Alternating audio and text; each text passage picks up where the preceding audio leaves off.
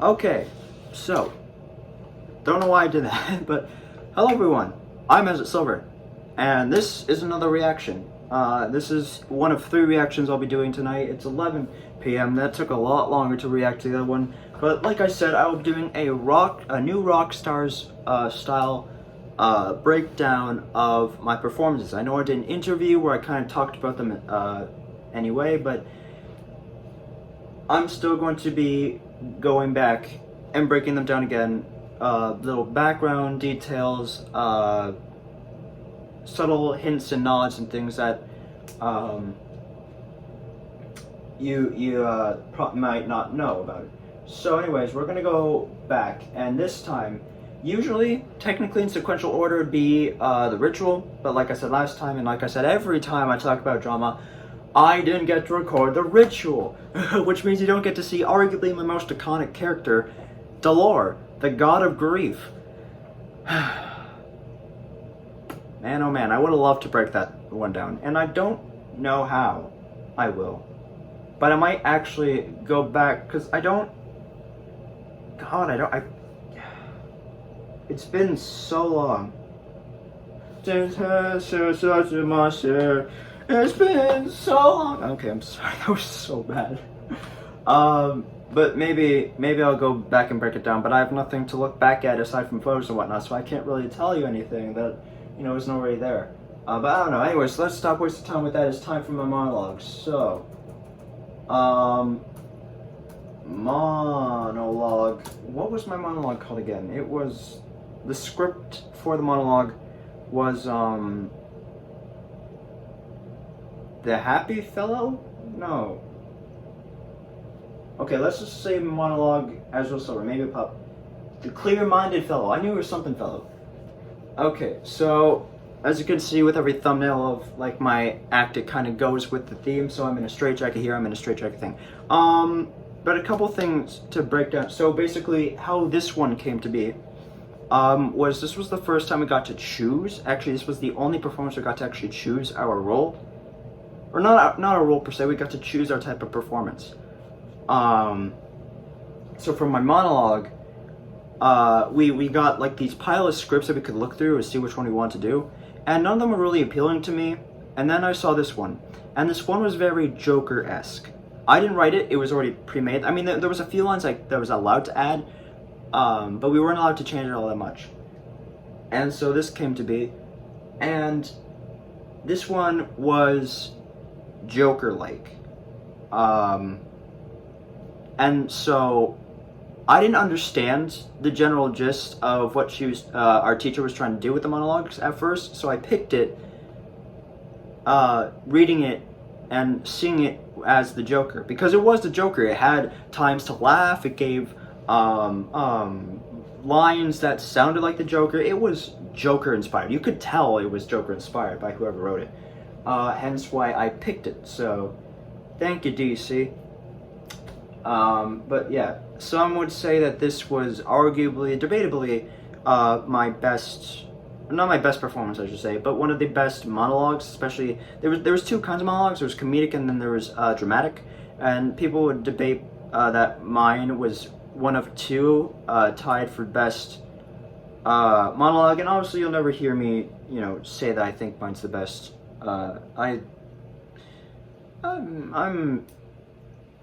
It wasn't much. I don't typically like to look back on this one.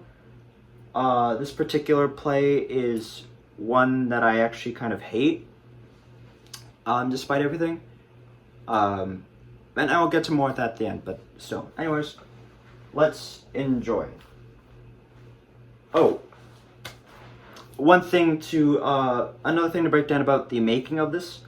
So like I said, initially I thought I was going to be playing the Joker. And like I said, I didn't understand what my teacher was trying to do. What my teacher was trying to do was for us to pick a thing, and we were supposed to create a character, or not like really create a character, we were supposed to become the character of the script. Sometimes they had names, sometimes they didn't. This one didn't have a name, I got to make the name for it.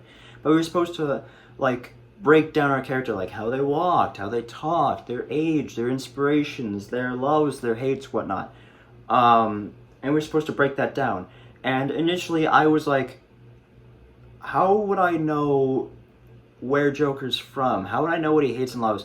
And Isaiah, because Isaiah was my friend, and he'd come talk to me and whatnot because we're both kind of loners. Or we were loners, so we had our reasons. But Isaiah came talk to me, and I showed him my thing, and he was like, "You realize you're supposed to create your own character. You're not supposed to use a character that exists." And I was like, "Oh, so." I created this character in like half the time that it took everyone else because I spent the first half trying to figure out Joker facts. Like, what was the first comic he was ever in? Okay.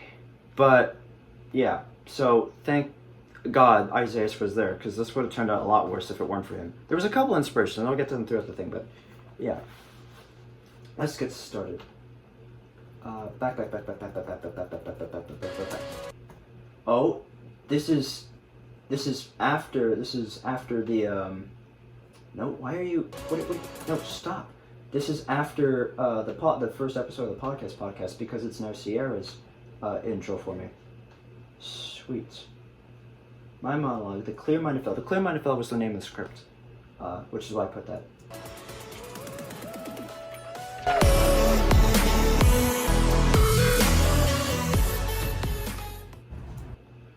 Okay.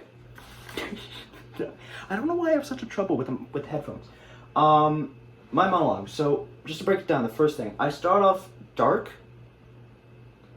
Just because this part didn't really get across. And if I had more time, I was in the right headset, I would have been able to show us off better.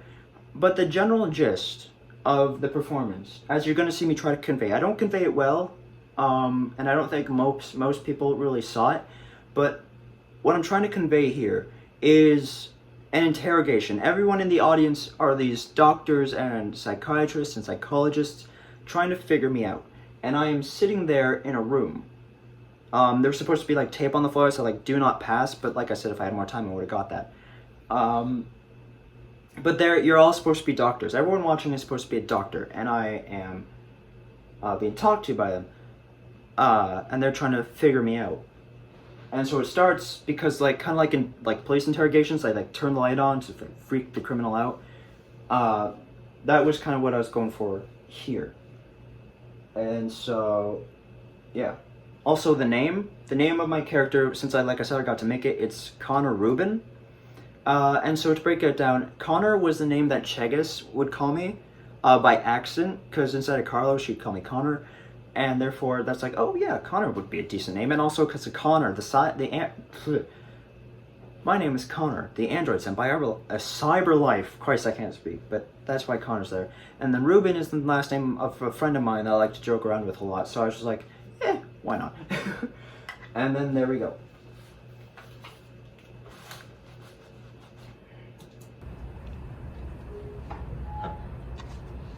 State your name. Okay, so that part 2, that is Isaiah. He didn't get to be in any of my performances, which is unfortunate because I really want to. He helped me a lot in the ritual. He probably was the biggest supporter in my ritual. And he also really helps me here. So he actually forgot that he was supposed to say that, so that's why there's a little pause, or a little gap between when it starts and when he says the thing. But State Your Name wasn't initially in the script, but like I said, that was me trying to go for the interrogation feel of it. So he goes, state your name. The only thing he says in the whole thing, but I asked him to do it because he saw me reading the script. Like, me and him would stay up backstage a lot, and we'd practice our scripts beside each other. And so he saw me develop my performance all the way through. And so I asked him maybe a day or maybe just a couple hours before no, it wasn't a couple hours. It was definitely a day before my performance. Just like, hey, you want to say, do you mind if you say this? I need someone to say it. And he was like, oh yeah, sure. And I was like, okay, thank you. And so thank God for Isaiah. He really helped me. There was a couple others, like I said, but I'll break it down when I get to that. Connor Rubin. Lights come. What aspect of me do you wish me to share with you today? I figure you only stirred. This is where sessions have become silence. can sit here all day long listening to the sound of my own breath, if that's what she wants. You know what I want?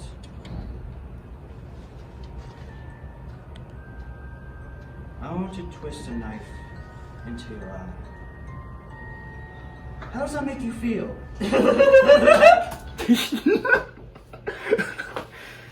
Yeah, okay, so the laugh, you can definitely tell by my laugh that it's kind of similar. This one's more forced. If that wasn't obvious enough, it's a lot more forced than my actual laugh. And not many people knew that was my actual laugh because I didn't laugh often when I'm in that class. I don't enjoy that class all that much. I want to put that out there. I don't enjoy drama class all that much. But that's my actual laugh, kind of. My laugh was going through a phase of silence at the time, so it's kind of like, I can't even do it fake, but it's kind of like the Markiplier laugh, when it just kind of when it's just like, it's kind of silent, and I was kind of go through that phase, but now it's going back to loud, and it goes to that. But like I said, it's a bit more forced. So just a few things. So that was all part of the script, right? But let's talk about my costume here. You got one shoe right there. That's my shoe, like my actual shoe, because SJC requires you to wear like all black shoes. So that's my shoe, my actual shoe. Those are just long socks, or that's a long sock, I think. Yeah. And then that's Ethan's shoe, because he's like, hey, you know, your character, if you really want to make him kind of like twisted one, I forget his actual reason, but he offered his shoe. And so I was like, yeah, sure. And it looks similar, but it's also very different. You can tell because of the laces and everything. Mine don't have laces, they're just slip-ons. But that's his shoe. Crazy, right? So Ethan was also a big help in making this. And then you got my pants. They're like these black jeans. And they have a big hole in them right here. You'll see it later, but it's right there. My hole is in my left leg. And then you got my straight jacket. That is a makeshift straight jacket. So basically the point was that I felt bad if I asked my parents to buy a straight jacket costume, and they weren't exactly on board with it anyways. So I went to make my own, because I didn't like any of the straight jackets I saw online. So I went to make my own. So that is a white long sleeve shirt that I don't even know if I still have, but it's a white long sleeve shirt that I wore backwards. So all the logos and everything, that was on the other side, and we covered them in the same electrical tape that you would have seen me wear on my right hand in the last, in my radio play. So yeah, it's a white shirt, and it's got, I went like searching through other white clothes, and so we took I believe it was my dad's bathrobe, and I took the belt off of it, and that made that, and that held my arms in place. My arms were restrained every time. And then there's this belt, and this belt we found at Value Village.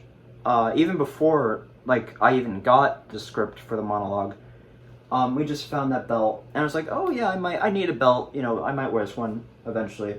And so there's that. Or no, that's my dad's belt from... Never mind, we didn't find that one at Value Village. We were cleaning out my grandmother's house because she was moving in with us. And that was an old belt of my dad's. And so I kept it in the event that I ever need to use it. And so we use it here. And thank you to Isaiah again, because Isaiah, I needed someone to tie it in the back. And my costume would not have worked if it weren't for Isaiah. So basically what he'd do is I'd hold my arms like this. He'd put like the robe belt. He'd put the bathrobe thing over my arms under, and it'd go into the back, and then he'd hold them there, and he'd do the belt, and so the belt would keep the strap like holding up, and he would tighten it as hard as he could, not by like his own self. He would like ask me like, are you good, and I'd just keep saying tighter. And it's not a fetish or anything, I want to make that very clear. I just, you know, I want it as tight as possible so my costume didn't break. And so he put it as tight as possible, so literally, not even joking, my arms that entire time were just restrained. And I took so many takes, or I didn't take many takes, but I acted out every time, and I had to keep my arms like this, so they'd just be restrained the whole time. And so I had to like use my head, I had to move around, I had to use my legs and everything to convey things that I couldn't do with my arms.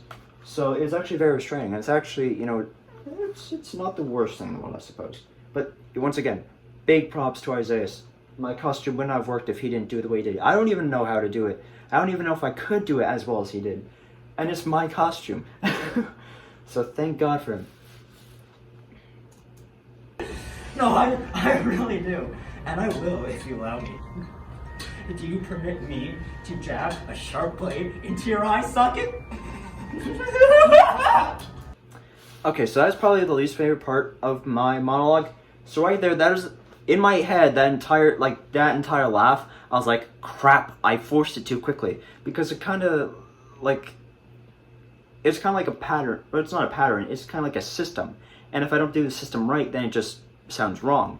So I hit the nail on the head every other time, but that one time during the performance, I do it too quickly, and therefore I have to add on to the laugh in something that I've never practiced. Like, I've never practiced that portion of laugh. Like, I've never practiced anything more than the usual laugh that you hear me do in this play. So when I was laughing then, I was like going back, and I realized I did too quickly, so I had to add more. And then I tilted my head down, as you're about to see me do, and I tilted my head down like that. And you can't see it, but because it's mentally, but in my head I'm like, crap, that sounded horrible. It does. It sounds so bad. It sounds so forced. But I tried. Okay, it's probably my most notable screw up in this entire play. See? Yeah. See, and then I add to it to make it sound a little bit more natural, but it still doesn't work. Also, another thing I meant to mention, my soundtrack, that was just creepy music. I typed in creepy piano music on SoundCloud, and that just came up. So thank God for that. But actually, a day before, I think, or maybe it was even a day after, I remembered Belora's music. So if I could go back, I might have actually changed it to Belora's theme from Five Nights at Freddy's Sister Location. But that just was not the case. So it's just creepy piano music. It doesn't really change all that much.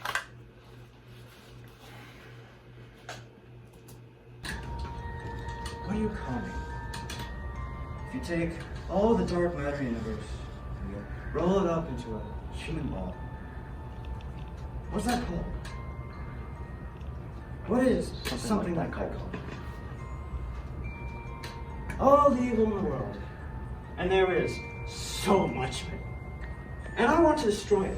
Yeah, see the hole in my leg. But the way I wish to destroy it comes from My own. my own evil. See, I have this, what's the word? Philosophy. There's all this talk about good and evil, and vice versa, far. But it really should be evil versus evil. See that tape recorder right there? That's supposed to be part of the... Oh, crap. Sorry, my phone is at 20% battery. It's just a notification. But that tape recorder is supposed to be, like, them recording my voice for the interview. Hence why I'm like that. And that's actually a genuine, like, voice recorder from, like, a while ago that they don't make anymore. I actually still have it right there.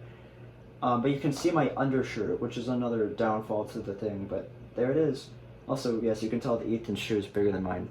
But yeah, I honestly regret putting that mirror there. It seemed cooler in my head than it ended up being. So, there's that. And also my hair. God, my hair was so short. It looks so weird to see it back then. So my evil wants to destroy all the other And also you can see, as I mentioned, the tape on the logo. So, there you go. evil in the world because my evil wants to be the only evil that exists. So what does that make me? How can someone be more evil than me? Do you see me that way? That line right there was not... The way that everyone else sees me? Just evil? The kind that should be locked up, isolated, while everyone goes to party? So that line right there, is that how you see me? The way that everyone else sees me? The kind that should be locked up, thrown away while everyone else has a party? It was originally Celebration, but I said party because of Ethan and Bree's suggestion.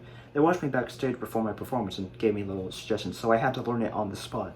And thank God I did. It made my performance better, so thank you to them.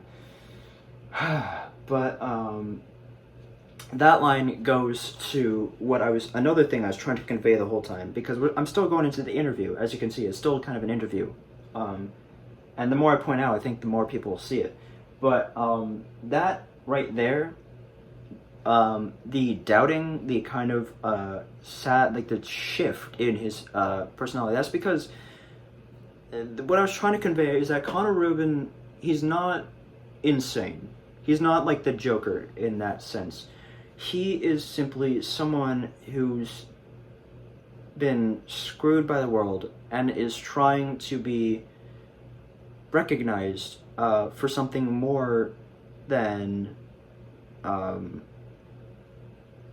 he's trying to be recognized, and he's trying to be liked by someone and understood by someone, but everyone sees him as psychotic, but he just sees himself as funny.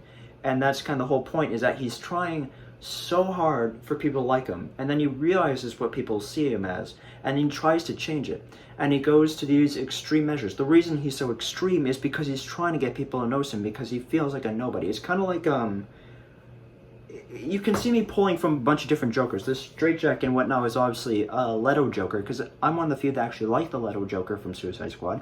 The kind of nobody aspect to it that, you know, you're going to see me say repeat a few times here, that's the kind of running motif, is the Joaquin Phoenix Joker, which is kind of like the weaker part. It doesn't really get conveyed all that well, unfortunately, because I couldn't change all that much about the script.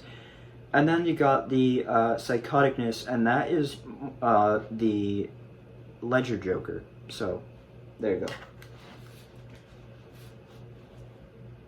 Also, the fluctuation in voice is also inspired by the Leto Joker, so just so you know. Should I go further? Okay, glad you asked. So, like the other day, I saw this group of wannabe thugs with their hoods and their neck tattoos. I have no tattoos, by the way. I feel... Yes, okay, so... Oh, no, I don't want that.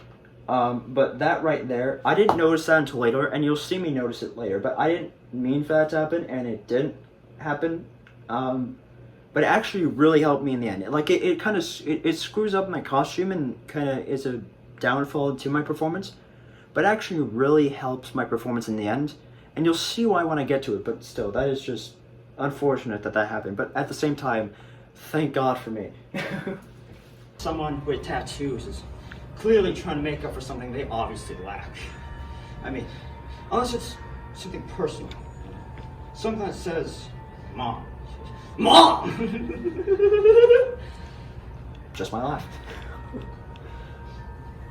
Anyways, I walked up to these guys with their hoodies, tattoos, chains, their loud music, and their tough man faces.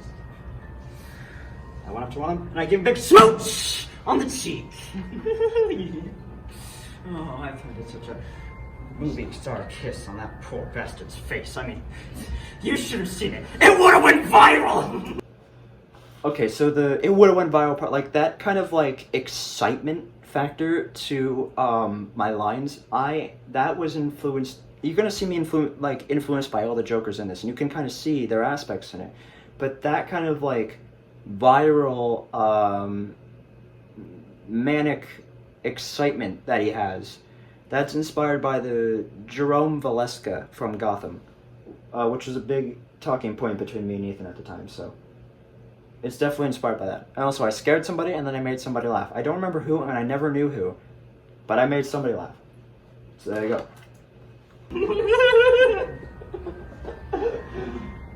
Of course. This is also added by me. Everyone would have had a good laugh with their friends.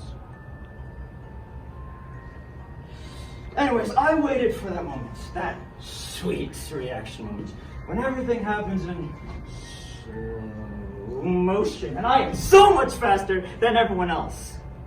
And I waited for the evil to show itself, because I know that whatever evil does show itself, I am its father, you see. I am its owner.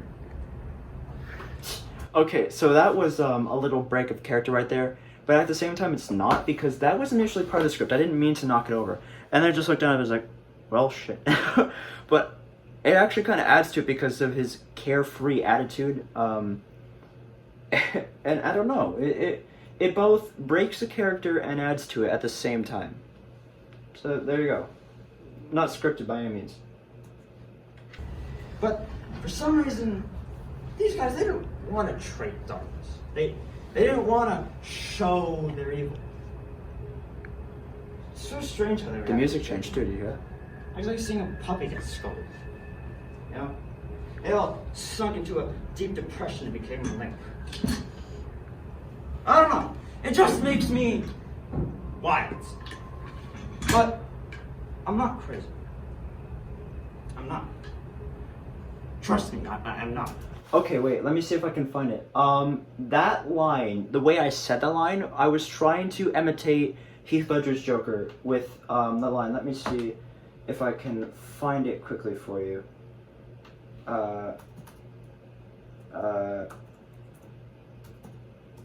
Joker talking to the mob.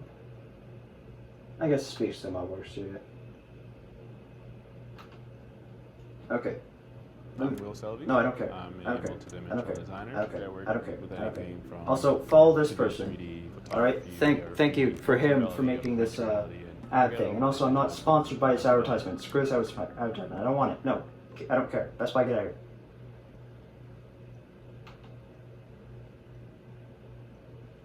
How's this? Okay. So yeah, wow, all that. Sure, your money.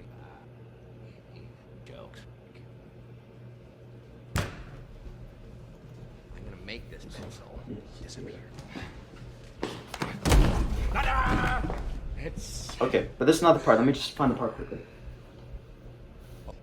Okay. This line right here. You're crazy. No. I'm not. If we See, okay, that's not. This is kind of a quiet interpretation of it, but it's that line of no, I'm not crazy. That's where I took the inspiration. I tried to replicate that right here. I don't know if it came through all that well, and it wasn't the best imitation of it, but that's where that line came from. So there, another instance of a Heath Ledger Joker. Like I said, I took inspiration from all the Jokers. I'm actually a very clear-minded fellow. And I want you to know that I'm real. That's real. And not in a movie psychopath sort of way. Or the next big flavor for lunatic murder. No. Now, to me, that's all very fiction. Or trials. No. With me, you get someone genuine. There's only one. And I assure you, I am very, very real! Okay. That flip out, that wasn't always meant to happen. So everything from this point is my own addition to it. So the flip out, like I said, this is the part where the accidental mishap with the robe coming undone on my bottom arm. This is where it really helps because that's kind of like a hit or miss situation. Like I tell them to do it tight because I don't want the things to fall. Right? Because if they do fall, then that kind of screws up the point of me keeping my arms like this. Like, why am I keeping my arms like this if I don't have restraints keeping my arms like this? But if it gets too tight, then I can't pull them out quick enough to slam down, and everyone sees through the jump scare and everything. So it was a blessing in disguise. The robe belt coming undone helped me immensely because I was able to get my arm out and get my other arm out and slam. And thank God that happened because I'm gonna be real honest. It was a 50-50 chance of me actually nailing it without it. So thank God my robe screwed up. But yeah, so everything from this point is 100% not from the script. It's all from me. And also the flicking lights, I believe that was Ethan. Originally, I was going to have alarm sound, but it was just, it was too hard to switch from the music. Or no, I think I do have the alarm sound playing, sorry. I was meant to have an explosion because Connor likes to use bombs to get people to notice him. So there was supposed to be an explosion in the background, and that's how I kind of like, that's why there's no like cops or anything coming in to stop me or disarm me or anything. But I couldn't figure out a way to hit for Bree to hit because Bree was doing the sound effects. I couldn't figure out a way for Bree to hit like get the explosion sound, and then right after it hit the alarm sounds. We just stuck to the alarm sound, forgot about the bombs. Though Connor does like bombs. So yeah. Anyways, carry on, me. That's my cue to leave. See you eventually, gentle people. Try not to get blown up. Ah! Okay, you could actually hear Isaiah laugh at the end there. But that scare was me to Miss Chegas, the teacher, which was another suggestion by Ethan and them. But yeah, there's a lot of moments that I forgot to go back and break down from, like, because, like I said before, like, the lunch before my play, or my performance, I did it backstage over and over, and eventually Bree and Ethan came up and they watched my performance and gave me little notes I had to take in literally minutes before my performance. And I took them all in for the most part. Like the spinning that I did when I go slow motion, I am so much faster than everyone else. That part was a suggestion, right? Just like the perfecting the slow motion then the spin. The scare, that was another part recommended by them. I mean, I was kind of thinking it already, but still, it helped. The moving around more, the more of the use of the mirror. I looked at the mirror 3 times that whole performance. It didn't do much, like I said, I wish it wasn't part of it, but hey, it worked. I don't think there's anything after that, but, yeah. No, okay, so there's not. But yeah, so for those who are wondering, like I said at the start of the video, I don't really like to go back and look at this one. This is not, this is my least favorite performance that I did. And it's one of my least favorite to look back at, despite arguably being one of my best. And I guess why it was one of my best was because to a lot of people it felt so genuine and real.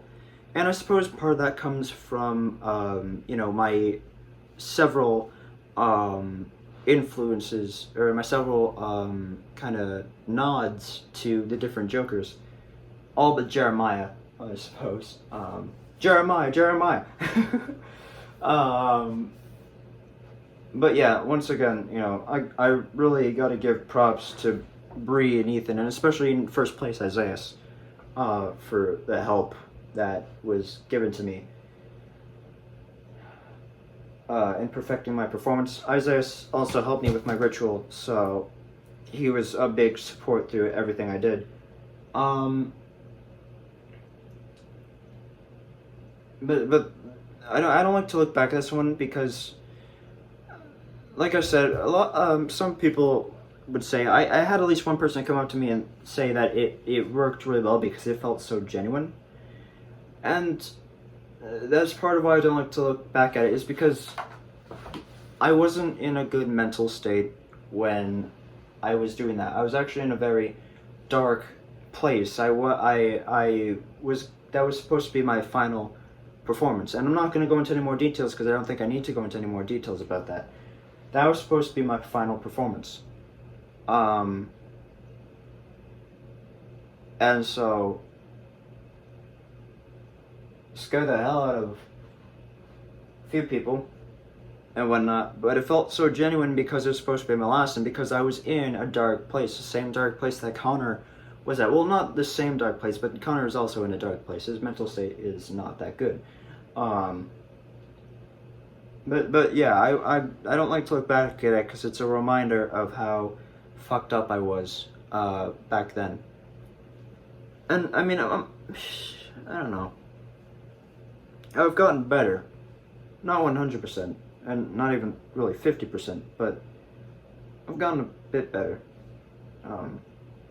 But it's still not fun to look back at for that reason. And not a lot of people knew that. There was very few people at the time that did know that. Actually, still a lot of people don't know that, but hey, now that's coming out there, and assuming it stays on the internet because, you know, people are sensitive about being name dropped.